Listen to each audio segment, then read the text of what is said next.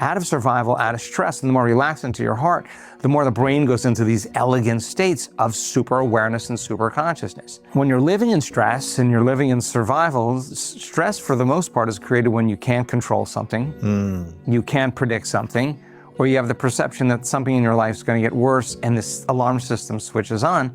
And now what we try to do is we try to control and predict and manage everything in our life. So the arousal causes the brain to go into a super alert state.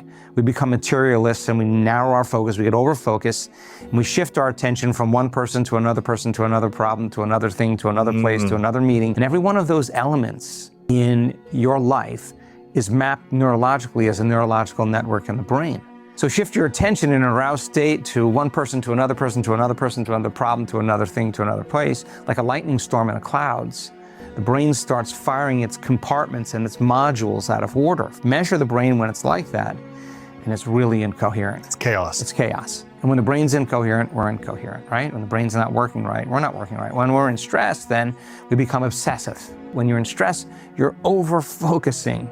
You're very narrow focused and you're over-focusing on whatever that issue or that problem is, and it's consuming all of your attention, right? So we discovered then, if we could teach people to go from that narrow focus, and because stress causes us to become materialists, if there's a predator behind the rock, you freeze and you narrow your focus on the cause and you're looking at the material world. You're looking at matter, you're looking at the particle, because in survival, that's where your attention should be, on your body, on your environment, and on time. In other words, if T-Rex is chasing you, you better be thinking about your body.